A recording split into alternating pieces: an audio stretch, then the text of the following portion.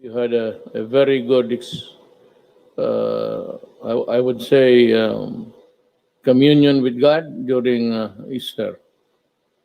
I'll go to the point now of our discussions for today.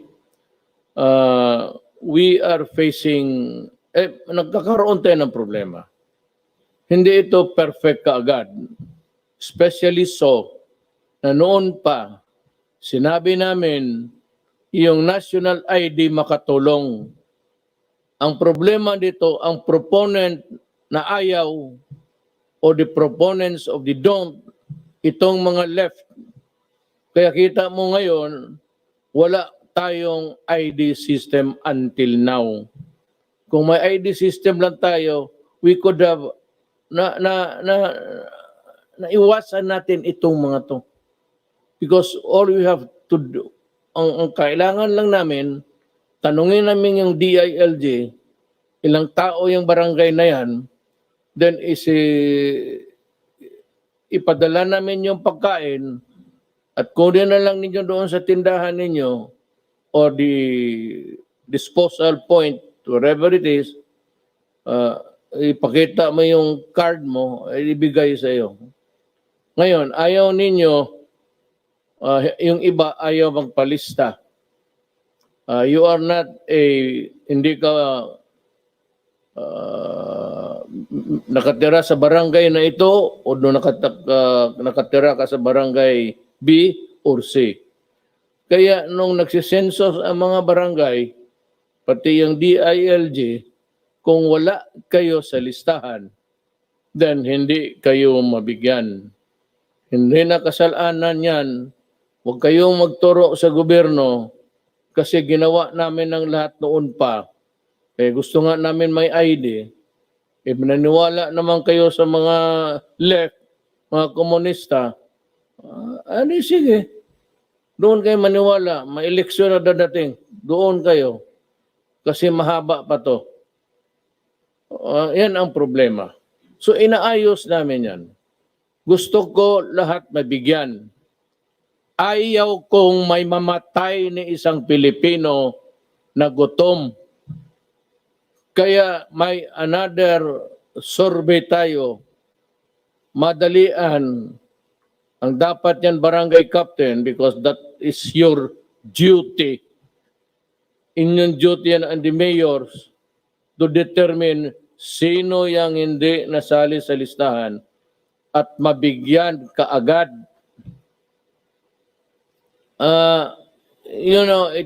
May COMELEC listahan. Kayong mga flying voters noon, kung saan-saan kayo nagboto, ayan. Hindi namin malaman ngayon kung nasaan kayo. Pagtawag, wala naman kayo. So that is really a problem. It is a problem that confronts government. Problema ninyo, problema namin. But kung magdating na tayo sa laro ng sisiyan, the blame game, pag-unawa na sana ninyo kung ano ang talagang sitwasyon, yung totoong realidad ng buhay natin. Pagka ngayon, we're distributing to 18 million low-income families. And the problema nito, everybody wants to have it too. Kung naman talagang wala kang kita, wala kang trabaho, naturally I said, after a re-evaluation o revalidation, at malaman na namin, I'm sure Secretary Bautista can act immediately. Total, kunin lang naman yan. And sabi ko nga, hindi sabihin na kung wala ka ng purnada ka na. It's not that.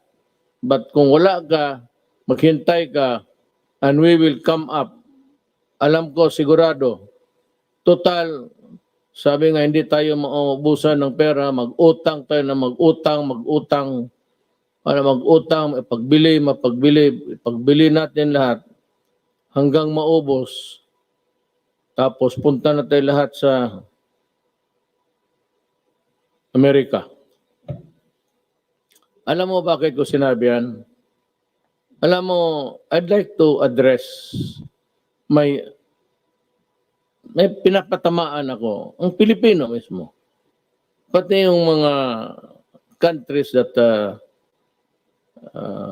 traditionally have been lukewarm or refusing to understand or causing problems for other nations, Amerika. Ngayon, ganito ang problema namin. America is part of the problem of the Filipinos now. Kasi sa karaming tinamaan sa kanila, marami ng patay, baski sino na lang, nanawagan sila, basta yung nurse, mga nurse, sige, punta kayo sa embassy, i-process nila ang visa, one day, kinabukasan, lipad ka na.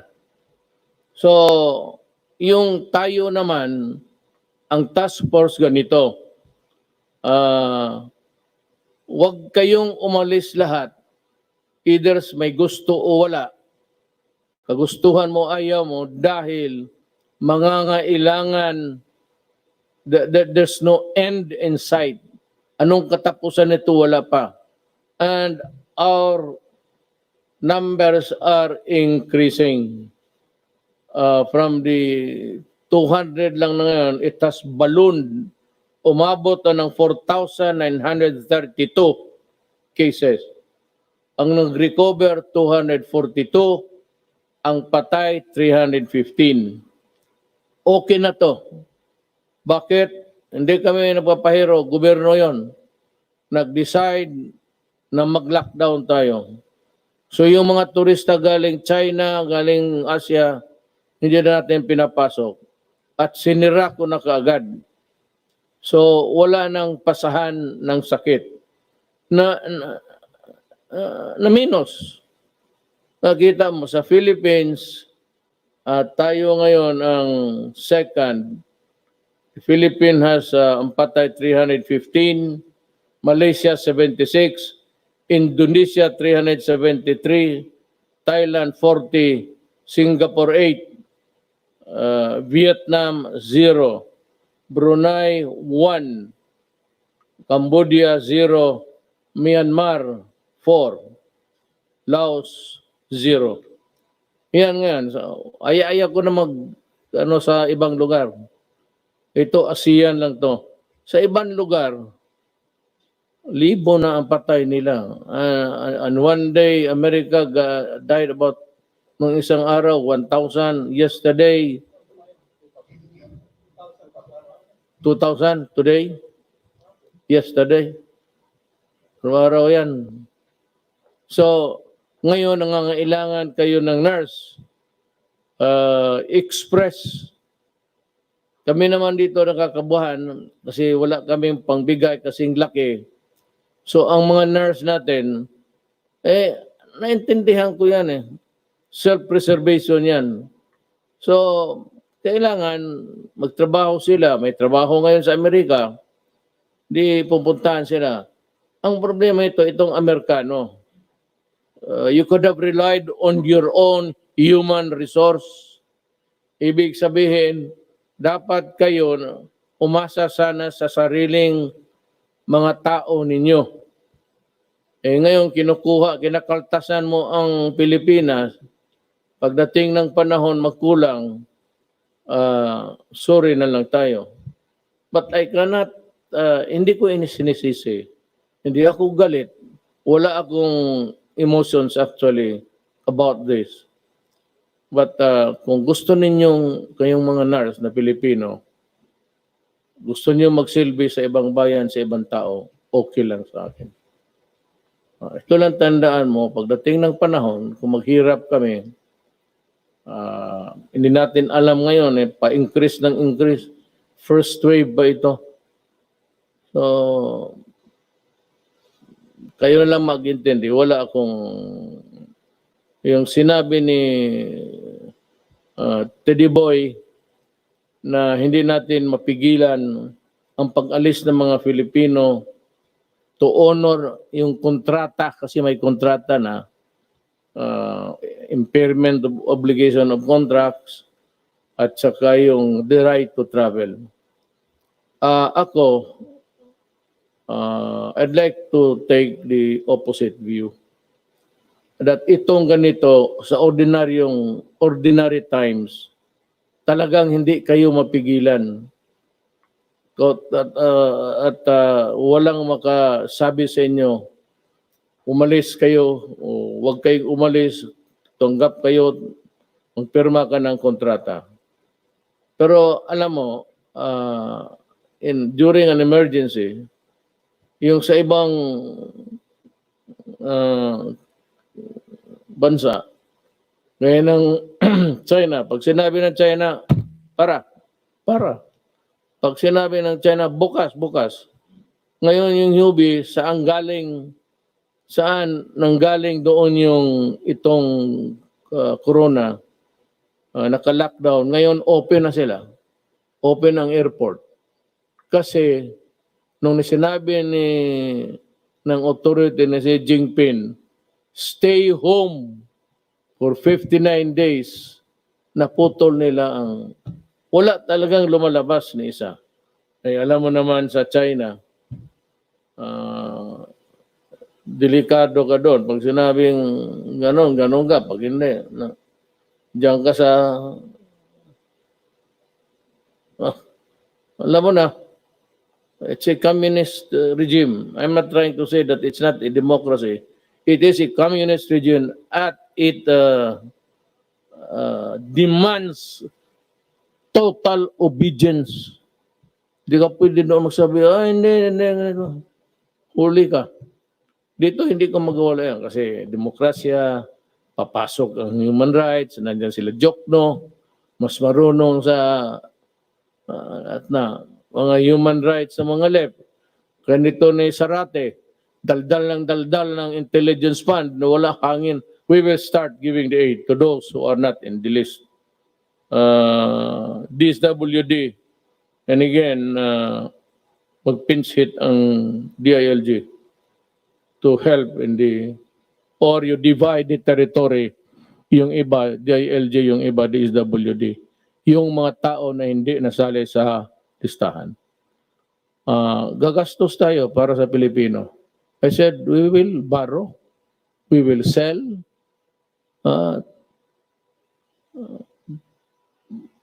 pati sinong gusto yung Mount Apo, maganda yan. Iyo na yan, suluhin mo. May butas yan doon sa taas, pumasok ka. Maganda ang cave doon. Doon natatago yung mga NPS, sindihan ko yan. Yung sundalo, bubusan mo yan ng 5 drum, tapos sindihan mo.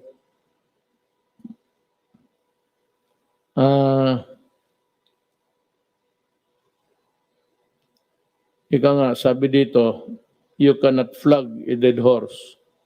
It meaning, paano mo papakainin yung kabayo kung patay na? So, hindi o kayo kabayo. Just an analogy. Yung low income, that is the promise of this government that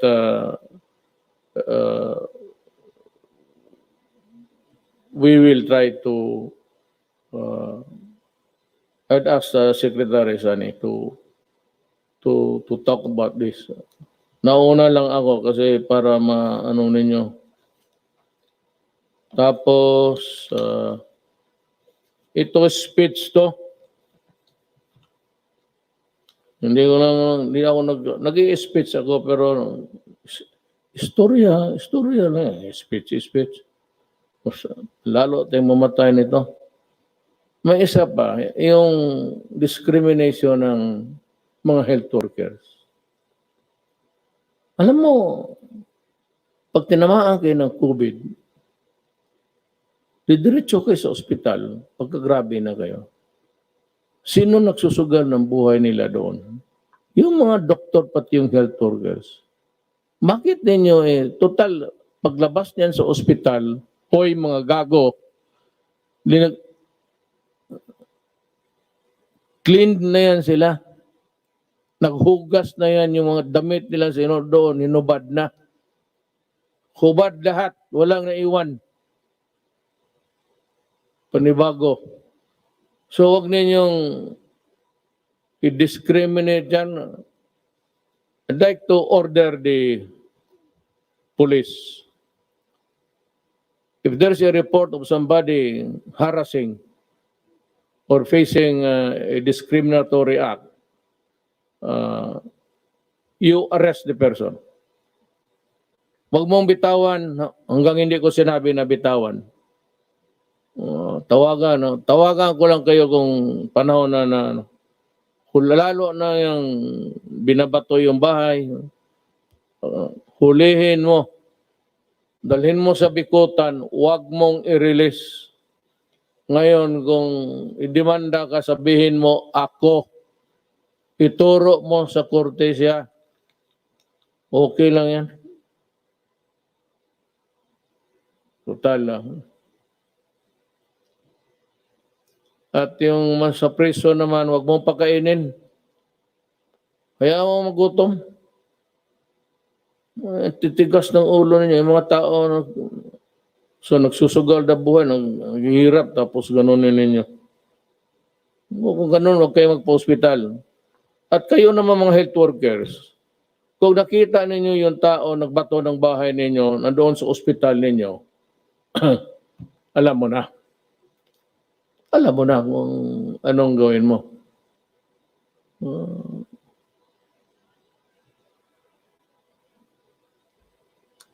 Ang isa pa dito may problema kasi yung reported na corona patients.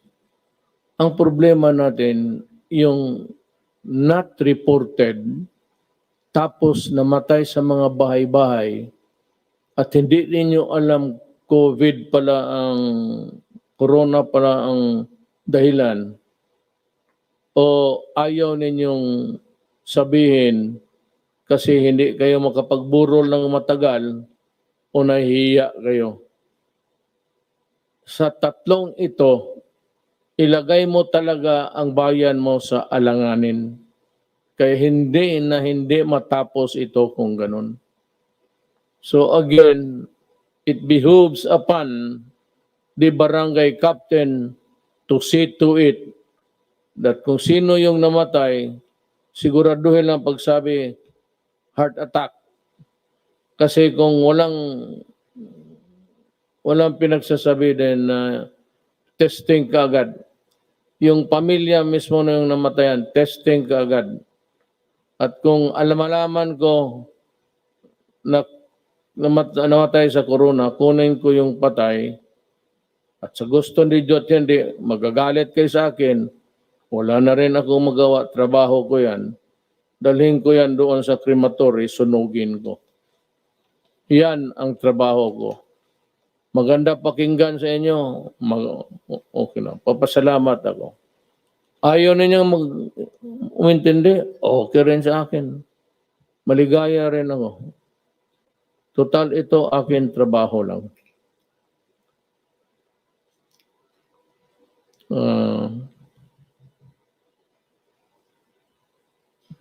Yan means yung cruelty. Not at this time. We need to treat the sick. We have to feed our people. And we need the frontliners, nurses, doctor, lahat, health workers na kapagtrabaho na may kooperasyon sa inyo. Sabihin ko sa inyo, hulihin kayo, dalhin kayo sa bikutan at huwag i-release. Hanggang ngayon hindi matapos ang COVID. Bahala kayo sa buhay ninyo. Hiningi ninyo eh.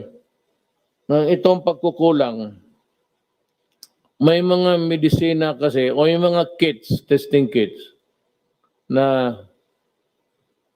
kailangan natin. Maybe Joy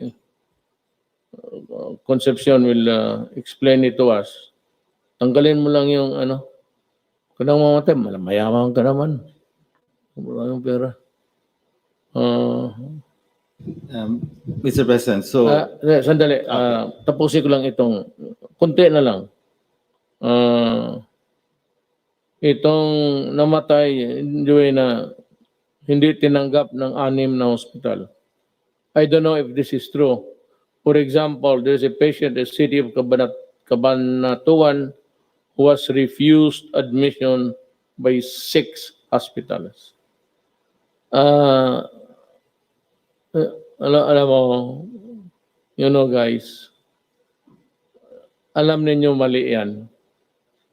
So pag totoo yan, I will really ask the Justice Department to prosecute you. Kasi alam ninyo na hindi pwede yan. Especially the government hospital. Mayroong gobyerno. You could have just look for a house there na o kwarto kung saan adjunct din sa ospital at sanitize na ninyo at doon ninyo nilagay. Paano yung mga Pilipino na ganun?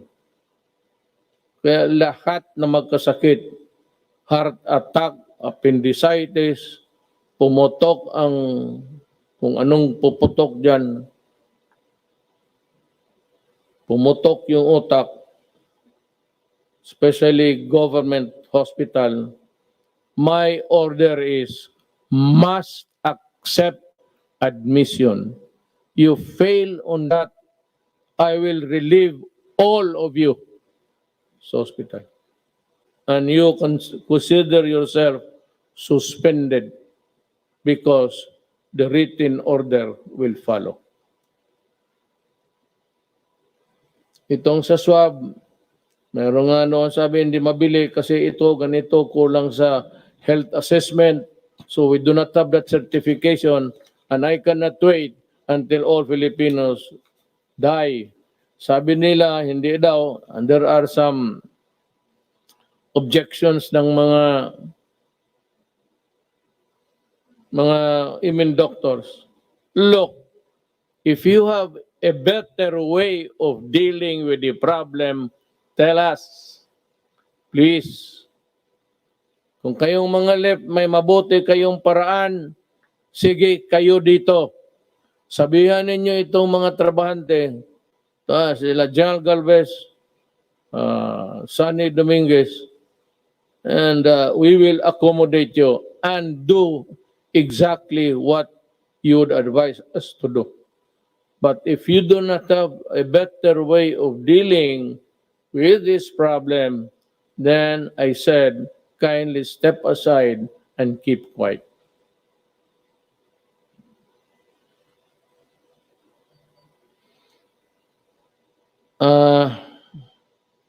Just like in other countries,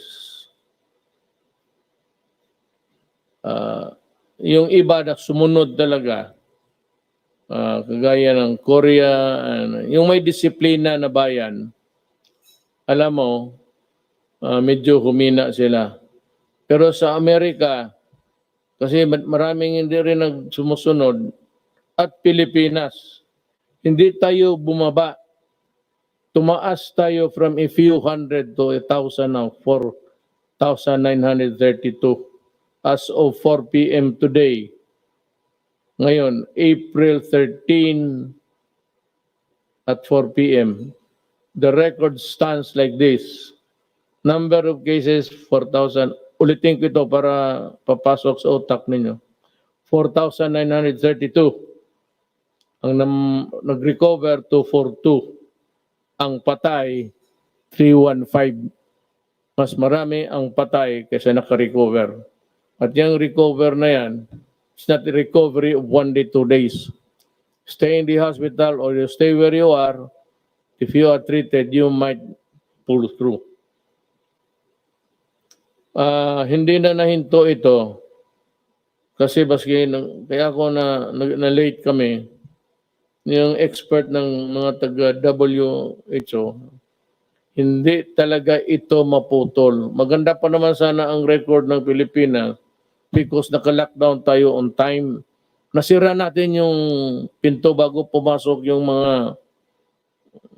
mga aswang.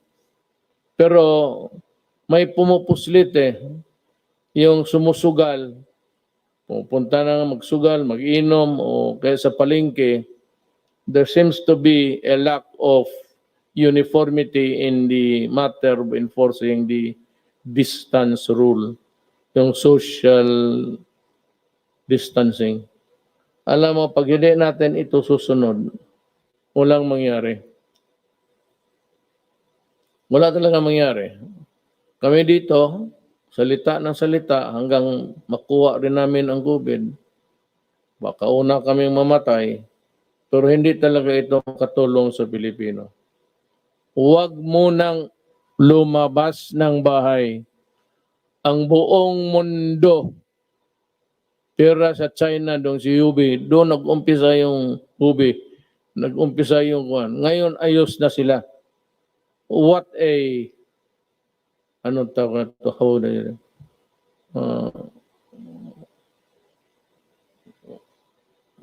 Napakaano na, what an irony. Galing sila sa kanila, tapos sila ang nauna nag-open, okay na sila. Ganito yan, ha? Patapos na ako. Tapos, Joy, itong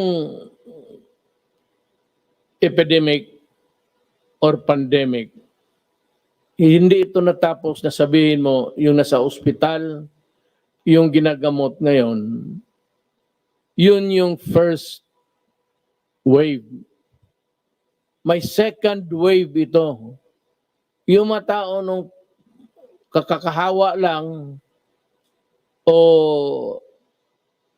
noon sipon pa lang, tapos ginagamot na itong nauna, yung iba namatay, yung iba na lumusot, yung iba hindi pa masyado, yan ang second wave. Tapos kung naubos na yan, mayroon pa talang third wave. Ganito na lang, para maintindihan ninyo. Kung ako ang nagbibenta ng mangga, ang order ko sa mga supplier ko, bigyan mo ako ng hinog ready to eat, ready for serving. Tapos, bigyan mo rin ako yung hindi masyado hinog, yung green, yellow. Kasi pag natapos na ito, itong mga hinog na to, within 2-3 days, mahinog na rin ito, yun ang ipapasok, yun ang second. Ang third, yun yung mangga na talagang green pa. Wala pang yellow, walang kulay pa. Ito yung third wave. Pag nabinta mo na itong second wave, ito yung third. Ganon ang epidemic.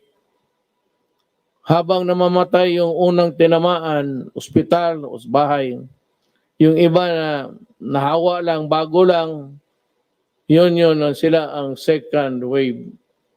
Tapos yung third wave, yung panghuli. Pero paliit na yan. Yan ang ibig sabihin kung bakit kayo i-maintain ninyo ang social distancing or the distant rule. Ngayon, ang mga mayor nito, nung una kong nakita sa palengke, may tigabantay, tapos parang, sige, ikaw na sunod. Parang sa bangko. Tapos nakapilaw, ikaw naman. Pagpasok sa palengke, ang gawain ninyo dito, bili kayo ng trapal, mainit yan. Pero you might want to use another material that is not, that is heat absorbent. Palinyahin talaga ninyo. Kayong mga mayors, huwag kayong maglaro. Kasi ang ayaw ninyo mag-social distancing, mapipilitan ako puntahan kita at arestuhin kita. Ayaw kong mag-aresto ng mayor. So huwag ka magsabi, hindi, mayroon kaming batas sunod. Sa panahon ito, ang batas isa lang. Ang batas ng DOH as implemented by Lorenzana Anyo Galvez, pati itong yan yung silang tatlo. Yun yung batas ngayon. Ngayon, kung salubungin mo yan, mapipilitan akong puntahan ka at sabihin ko sa inyo, anong klase ka? Mayroon ng binibigay na instruction. Yung iyong point of view o sarili mong paniwala, taguin mo lang yan. Punta ka doon sa pasok sa kwarto mo, kunin mo lahat sa bulsa mo yung iyong opinion, ilagay mo sa drawer mo, tapos sundin mo lang ang gobyerno. Okay tayo dyan? Mayor, Governor, ako, I am your public servant. Kayong mga mayor, bata-bata lang ninyo ako. Utosan ninyo ako kung anong gusto ninyo. Basta makapabuti sa bayan, gagawin ko. Huwag kayong mag-alala, hindi na ako politiko. Wala rin akong silbi na pag-retire ko, wala na akong gawin eh. Nandiyan na lang ako sa bahay. Hindi na ako makalakad.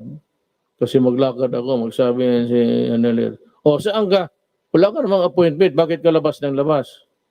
Siguro may hindi ka talaga nagkamali. Pero hindi ka naman makalabas. Away lang.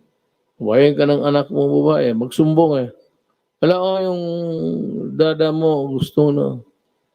Ay, pag pumurma na yung anak mo, wala na. So, huwag ninyo ako, ready to go. At sana hindi ako magpapakulong. Pero ito tatandaan ninyo, Pilipino, ayaw ko talagang kulungin kita. Baski ako dito, kinulong ako. Mabuti kayo, wala kayong gwardya. Akala ba maniwala itong gwardya ko? Sabihin ko yan sa minsan, pagalitan mo, pati yung mga anak ko.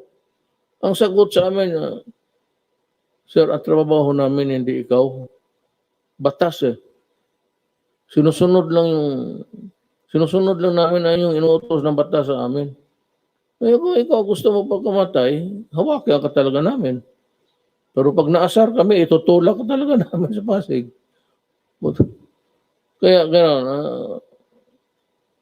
meron ng, I cannot mention the pharmaceuticals, the giants. Pero meron ako nakapaggumawa ng antibody. Yung antibody na hindi galing sa tao. Yung kasing yung antibody na mag-fight ang ang sarili mong antibodies tapos ma-overwhelm mo yung kalaban, yan, gawa ng katawan mo. Mukhang ito sa basa ko, wala akong ginawa, hindi magbasa, makinig, inutusan ko sila, hindi ba na marunong ng hanggang pindot-pindot lang ako. Meron ng medisina, antibody ang isang giant pharmaceuticals. Tapos naghahabulan sila. Sabi, by May, baka they would start to market it. Pabili na nila. Ang problema, sabi nga ni, we are on the last ladder. Ang muna niyan yung mga mayaman na, kasi marami yan kailangan. So as fast as they can really manufacture or farm out the product, just retain the copyright para magtulungan sila. Kung meron na yan, tapos makita ko na ginagamit ng tao, ililift ko. Total, kung magkasakit kayo, may antibodies naman tayo mabili. Ngayon, kung wala kang mabili, problema mo na yan kasi tapos na yung I will lift the quarantine. Ngayon, paglabas ninyo, ganun pa man, I would still insist, kasi sabi ng mga scientists dito, kinig ako, hindi yung scientist sa TV yung sasalita na personal. Sekreto, ganun pa man. Mask yung ano yung akin? Ito. Ganito.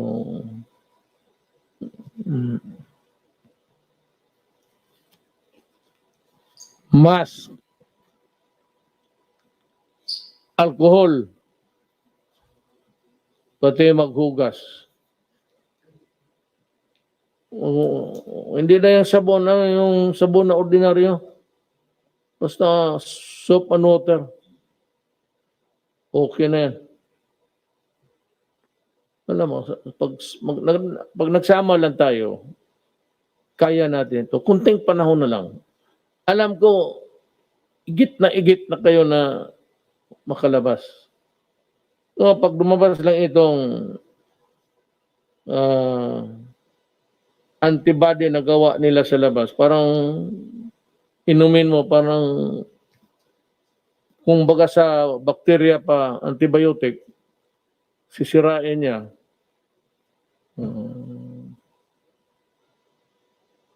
Kasi itong, huwag na. Para mapagsabihin, mas scientist pa ako. The nature of a COVID, gusto ko sanang, baka sabihin ninyo, baka di ka naman doktor.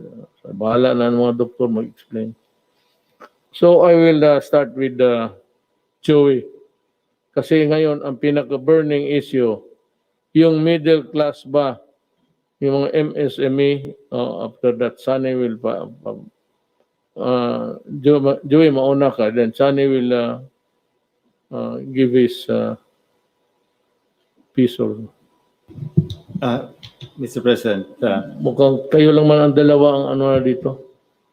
I'd like to ask the presidential spokesman to listen so that you can formulate a very coherent thing of a presentation. So, Mr. President, I think a question was asked a couple of weeks ago, which is more important, life or money? There is no doubt that life is the most important. But however, without money, how will people eat? How will people buy medicine? And how will our MSMEs recover? So how do we bring back the economy in a sustainable way and still make it safe? Mr. President, you did the right thing when you locked down at the right time. We are close to we basically are close to finishing the 1 month. And we're moving to the third reset, which is 2 more weeks. So it's a total of 3 resets or 6 weeks in total that we have been locked down. And I think now is the time that we should really look and plan on how to gradually shift towards reviving the economy, because in the end, social amelioration cannot last forever. We have to bring back the jobs. For confidence to be brought back, I think they have to see that our numbers of the number of people getting infected are starting to taper off and go down. And I believe that with that, and with the assurance that we in government are really on top of the situation and finding all means to really help every Filipino worker out there, I think we will win this war. And I'm sure that with our 3 veteran generals who are now implementing this whole execution, and I believe that in the end, you can have a great plan, but in the end, the key is really execution. So I'm confident that Secretary Galvez is leading this role, and I think he definitely has the full private sector support the donations from the private sector has been quite immense, and we are still there because in the end, if we don't bring back the economy, then many of our Filipino brothers will suffer, and that's our goal, to really push hard. And I think in the end, Mr. President, with your leadership and your gut feel, I think we will succeed. Thank you, Joy. I hope I'll have the time to review your suggestions. Then come up with something which we can convey to you maybe in 2 days' time. Now we would like to ask Sunny, Secretary Dominguez. He has a lot for you. You just listen. Itong Thank you very much, Mr. President. First of all, thank you for, again, being very decisive and protecting the Filipino people against this COVID. I had a meeting with the World Bank a few days ago, and they said that your decisiveness in first reducing the number of people coming into the Philippines in February, and then in March, followed up by the lockdown, probably has saved 100,000 lives in the Philippines. So again, thank you for being so decisive. This is the trade. This is the real trade-off. How many people are going to get sick and how many people are going to die? So I said this is just the first pass. It took us 2 weeks to get this thing done. I asked the private sector to do it because they have actuaries, they have access to data, but they have not come out with it. So I'm not saying this is the final. I'm just saying this is the beginning of a discussion. Good evening po, Mr. President, Senator Yes, Go, and cabinet members. This will just be very quick. So the proposal is we provide small businesses with a wage subsidy. And I will just discuss quickly the rationale, background, the proposal, key features, and what else we are proposing to help them with. So on the rationale, Mr. President, basically we are going to help the middle class because in one of your speech a few days ago, you wanted to help the middle class. And so we have proposed a program to help the middle class. And the middle class, Mr. President, works in the formal sector. So apart from the 205 billion pesos na binibigay po natin sa mga informal sector or low income, we are proposing to give 51 billion pesos to the employees of small businesses. So that is the first.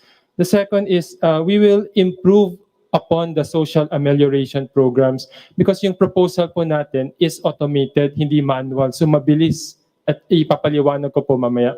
Pangatlo po is dadaan po tayo sa data ng SSS and BIR kasi formal sector. Dapat ito po yung gawin natin so that we can target better kasi alam natin kung sino sila at i-incentivize po natin yung better compliance. Kasi yung mga nagko-contribute ng tax at ng SSS, yan po ang unang tutulungan natin.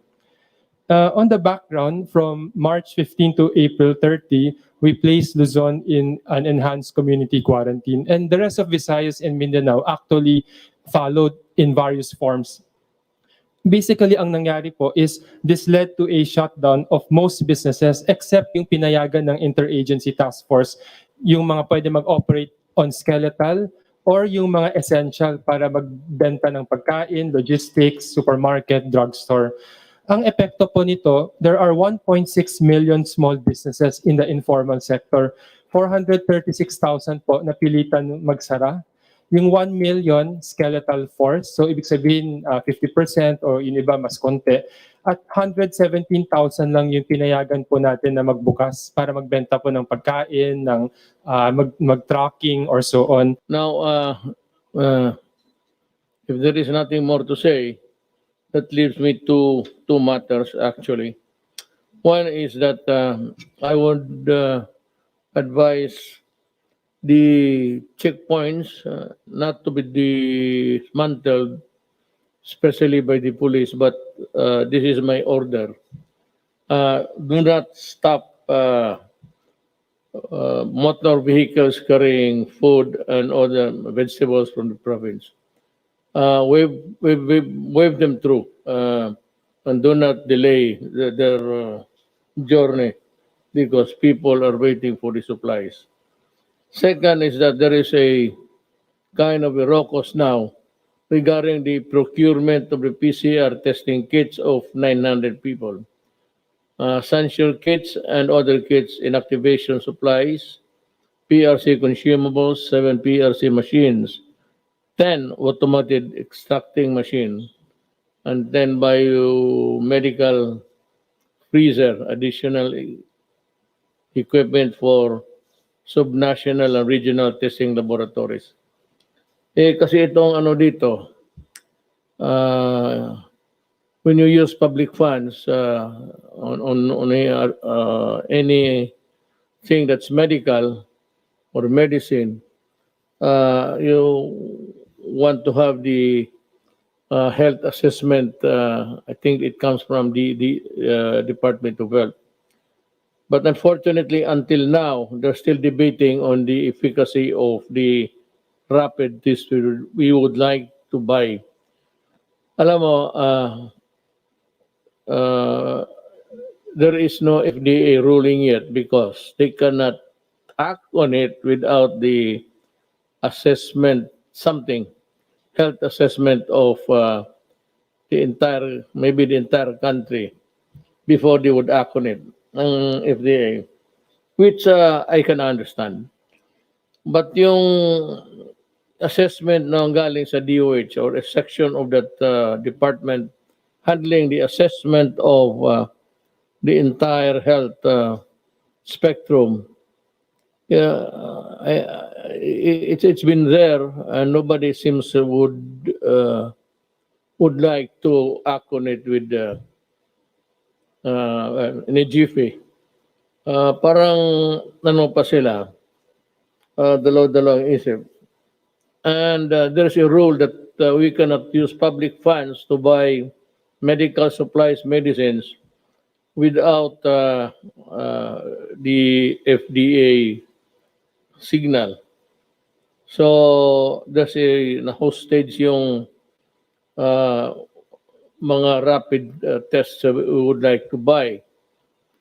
I will take the risk. I will order the health department and everybody. In the meantime, private sector is doing it. Maybe we can take over someday or do it all together with your help. I am clearing the way by ordering the purchase. Total, walang FDA local. But what we are trying to buy outside is approved by the FDA United States of America. So in a sense that almost all of what we eat by products of all sorts, pagka meron ng FDA approved, there's in the box FDA and galing Amerika. Kumpante naman tayo niyan. As a matter of fact, I do not really believe that they would do more testing. Ganoon lang yan. So, pagka walang yung assessment galing doon sa baba sa DOH, hindi natin mabili. I'm clearing the way. I will ask the Secretary Duque to talk to the people in charge, si Secretary Galvez. And they can proceed to buy it immediately, as fast as you can really do the procurement at this time. Take note of the fact that we are all in this, the entire world. We might not have the supply. And also my fear that kung nandyan yung antibody, of course, the rich nations will get it first before we can.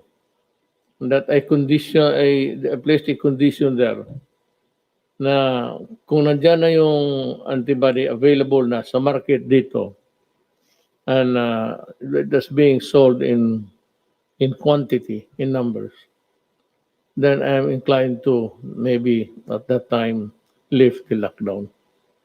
Yes, Secretary Nograles. Mr. President, we might have a solution to the problem. Yung limitation po natin is because of the Universal Health Care Law. And the Universal Health Care Law specifically provides na yung DOH and PhilHealth cannot procure unless may approval ng HTA Council. Ito yung HTAC, yung Health Technology Assessment Council.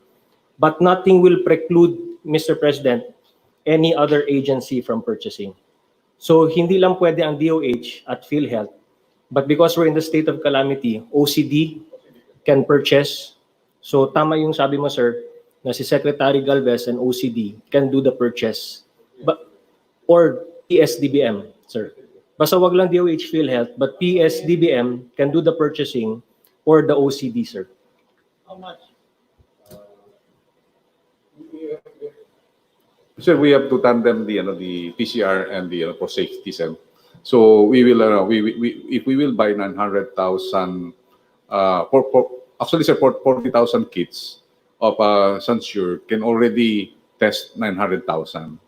So if we will test 900,000, the rapid test should be more or less twice as the PCR. So the PCR that we will be buying worth 3.3 billion to include all the capacitation of more or less 28 nationwide accredited civilian and private government hospitals, because we believe in your briefing.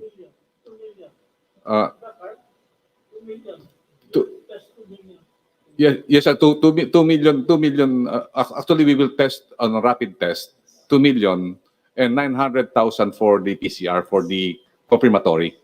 So that's the we have to have really to have a safety for the false positive and false negative with the PCR, and also in order for us also to test the efficacy of the rapid test. So that's the point, sir, that we have to really to buy both. The PCR and all the automated retraction and all, including the freezer, it costs us 3.2 billion. I already submitted it to PSDBM for the immediate procurement. The rapid test we have not yet because we have to sir, we have to be careful. There are rapid tests that sometimes it really gave us a false sir. Merong mga rapid test na sir na kailangan natin talaga na FDA approved.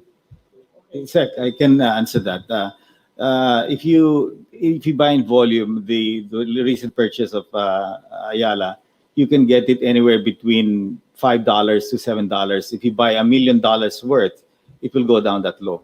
So it is based on volume. You can get it much cheaper if you get it on volume. There's one FDA brand that was purchased recently by Ayala. But you have to buy a bigger quantity. I asked DTI to canvass all the different rapid tests, IgG and IgM. They have a list there, and I can have them send it to you. But the price goes down if it's really in a big volume. Well, I said you can go ahead and buy it immediately. You have my clearance. Okay. So there you are. Sana na napaintindi ko sa mga kababayan natin kung ano ang ginagawa natin and what are the things that we intend to do in the future. This corona is it's a wild card sa health ng tao. So we do not know how this will end, when, but for lack of a better way of protecting the people, that is except by asking you to go inside your houses with my assurance that when the antibody that's being, I said, it has passed the medical tests o yung clinical test nila, it's ready to be sold by May. Kung makita ko nandyan at magkaroon tayo ng supply, then I am ready to live. Kasi wala talagang vaccine. It might come, it might not. But itong antibody, which has been manufactured outside of the human body, parang killer ito na just like the antibiotic. Talagang bibirahin niya yung bacteria. Ito naman yung virus, yung katawan lang natin. But for whatever it is really worth, we have to thank these guys for coming up, and whether the efficacy is really sort of hangs in the balance. But with the assurance that they have tested it medically, I am sure that we're able to come up with something, buy it, and if I think that it is really there for good and can help people, then I am ready, I said, to lift the lockdown. Rolly, as wala ka namang problema, Rol. Everything is smooth. I said, the middle class, your patience, yung hindi nakakain, I give it to the barangay captains and the mayors to supervise and look for those guys who are there in the periphery of the barangay, not exactly inside, and that is why maybe they were not included in the listing. Look for those guys in the periphery or distancia. Sometimes you have to walk about 5 or 10, not really 10, 5 or about 2 kilometers sa bukid. That is the average between one house to another. We have to reach out to them, and this can only be done if the mayor, municipal or city orders it, and the barangay captains follow the order. Then we would have shortened everything, as explained by Mr. Concepcion, Joey. Things might go all right for this country. So I'd like to thank everybody, and if you still have some,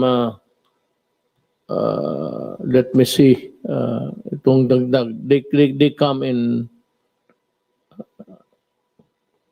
All that I ask is that you wear a mask, one that's durable, one that is, hindi yung laylay, ay yung iba nakasabit na lang dyan sa ilong ninyo, it is not sealed, hindi mo well, at least itong paggamit nito,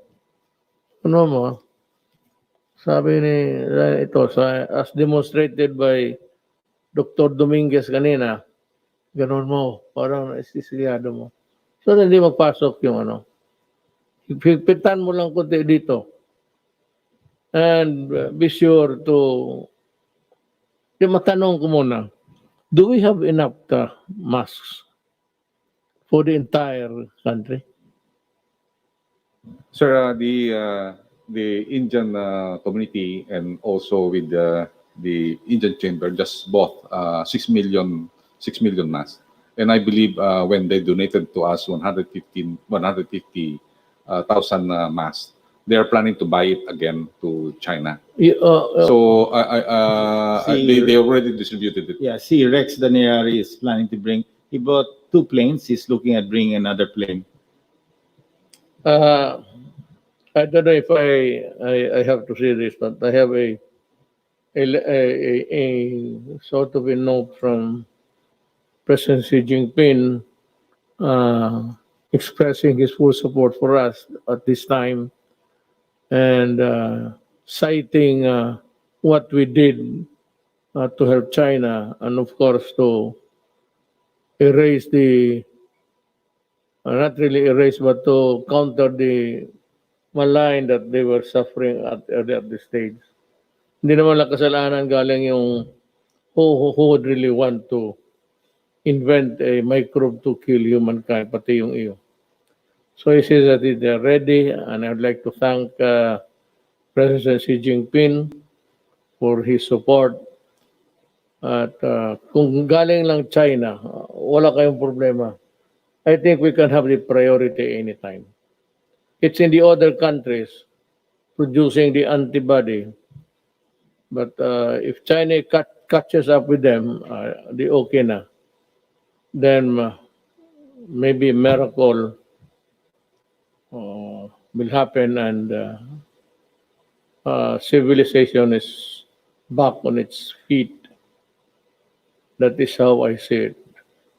So mga kababayan ko, ginawa namin lahat ito. One is that I really do not want to see a single Filipino dying of, lalo na yung mga bata. So again, at the risk of being redundant or repetitious, again, I would like to say that go out and seek the hungry before they die.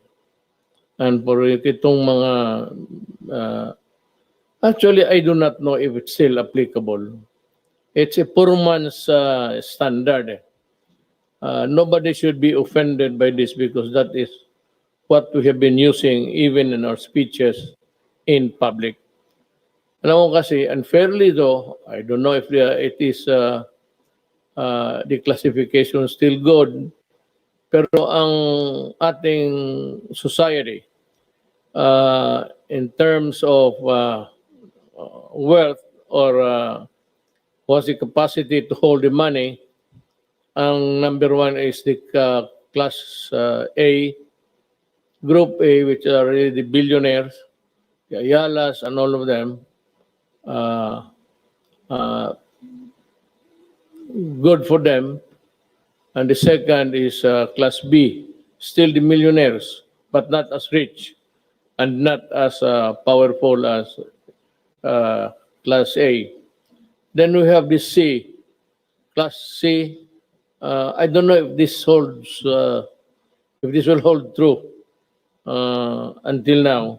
Ang class C, yun yung mga mayaman na nakapagbili kung kotse, bago, bahay.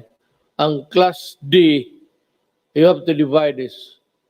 Upper D, yung may mga trabaho at wala masyadong utang. At ito namang lower, class D, lower. Dalawa yan, division, na kailangan talaga ng tulong. At yung nagbabayad, I said that it was Governor Remulla who suggested it first. It was just also a prayer to government na this group or this class of people should be looked into and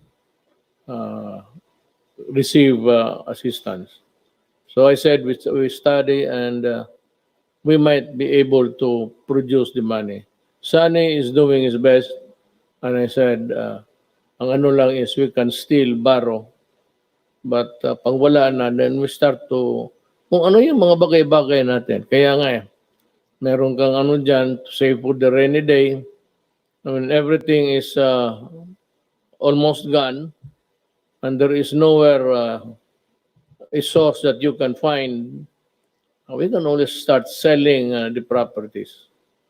Yung sino yung makabili ng cultural center, parang palasyo yan. Pwede mong gawin palasyo, nandiyan ka sa trono. Then, marami yan. The whole of Dewi Boulevard, marami tayong lupa dyan. And it's itong the peripheral lands around PICC. Pati yung cultural center. So, yan ang sinasabi ko. Ang problema is wala pang vaccine. That should be the number one cure actually. But there's a glimmer of hope dito sa mga medisinang nagawa ng mga pharmaceuticals. Again, I repeat, ito yung antibody. It is not a vaccine because hindi naman ito kinuha ng tao. I really do not know. Might, pero little lumalabas doon sa data na binibigay dyan sa mga media outlets. Pero pag nandyan na yan, at siguro na tayo. So with that, I'd like to thank everybody. Still, my snappy salute goes to the health workers, mga doctor, nurses, and we will protect you. We will find a way of, pagkagabi na, and you are still far away from your home, kasi hindi naman you are not delivered or conveyed hanggang hagdanan. So ito lang magawa ko sa lahat. If you are still about a kilometer away, na malayo ka, at may makita ka ng pulis, parahin mo. Tumingin ka dyan sa gitna. At sabihin mo sa pulis, magpahatid ka. So, the PNP is put on notice that kung yung mga ganon, hindi naman standard, but there are few public motor vehicles running at saka yung may mga franchises, most of them are also inside their houses or has taken off for a vacation. So, the police should come in. Yung mga health workers, may card man yan na naglaklakad, tanungin ninyo kung kaano siya kalayo pa at pasakayin ninyo. Give them a lift and deliver them to their galing terminal. Hindi naman deliver yan tao por tao sa bahay. Bababa sa terminal. And if you feel that you have to walk, you really have to walk. And if you feel tired or just want to go easy, you flag down any police, military or police. And my order is this, give them a lift. Tumulong kayo sa kapwa-tao natin. These guys are important in our fight because without them, all is lost. So again, I ask for everyone's cooperation. Maraming salamat po sa inyong lahat.